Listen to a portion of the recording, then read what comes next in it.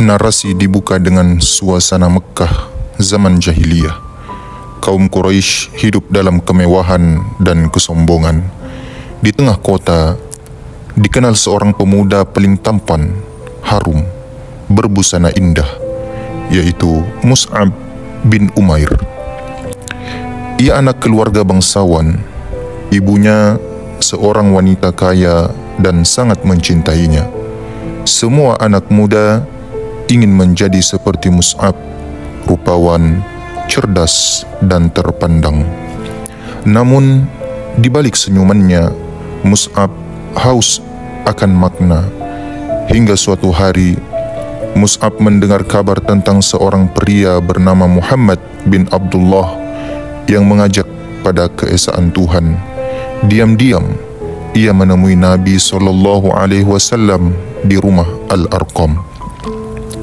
Saat mendengar kalimat tauhid dari Rasulullah SAW, hatinya bergetar. Ia masuk Islam secara sembunyi-sembunyi, takut pada ibunya dan kaumnya. Namun ketenangan itu tak lama. Kaum Quraisy tahu dan ibunya pun marah besar. Ia dipenjara dalam rumahnya sendiri, dipaksa murtad dan diancam.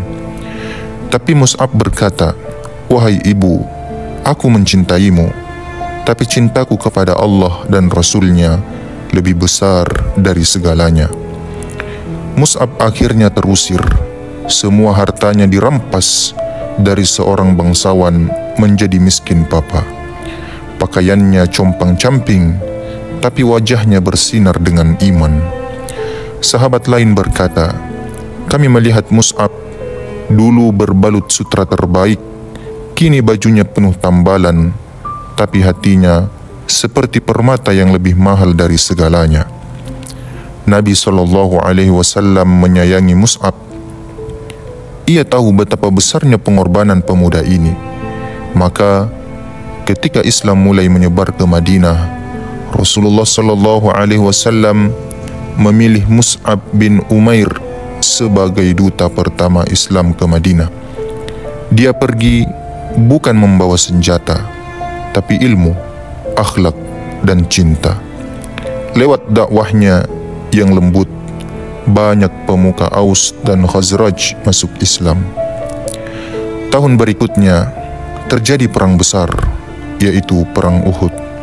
Mus'ab ikut berperang dengan semangat tinggi.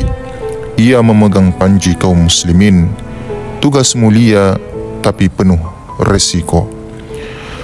Mus'ab tahu bahwa jika panji jatuh, pasukan akan goyah, maka ia maju paling depan.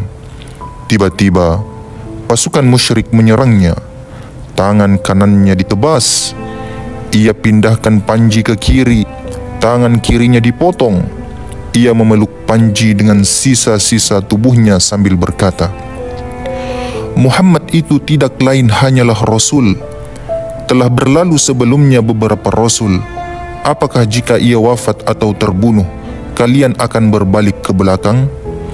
Akhirnya Mus'ab gugur, tubuhnya penuh luka, tapi panji Islam tetap tegak. Setelah perang usai, Rasulullah SAW berjalan di antara para syuhada. Ia berhenti di sisi jenazah Mus'ab. Beliau terdiam, matanya basah. Dahulu di Mekkah tidak ada yang lebih lembut pakaiannya dan lebih harum aromanya daripada engkau, wahai Mus'ab. Dan hari ini engkau terbaring dengan hanya selembar kain. Jika ditutup kepalanya, kakinya terlihat. Jika ditutup kakinya, kepalanya terbuka. Rasulullah SAW memalingkan wajah, menahan air mata. Lalu ia berkata, "Di antara kaum mukminin ada orang-orang yang menepati janjinya kepada Allah. Di antara mereka ada yang telah gugur." Quran Surah Al-Ahzab ayat 23. Mus'ab tidak meninggalkan harta, tidak pula rumah, tapi ia meninggalkan warisan terbesar, yaitu keimanan, dakwah, dan keteguhan hati. Dari dakwahnya, Madinah menjadi kota Islam pertama. Di sana Nabi SAW berhijrah, dan dari situ Islam menyebar ke seluruh dunia. Mus'ab seorang pemuda sederhana menjadi pilar awal kejayaan umat.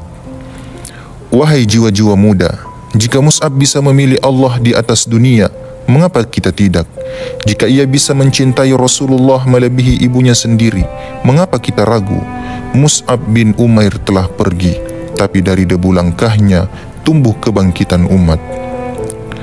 Barakallahu fikum.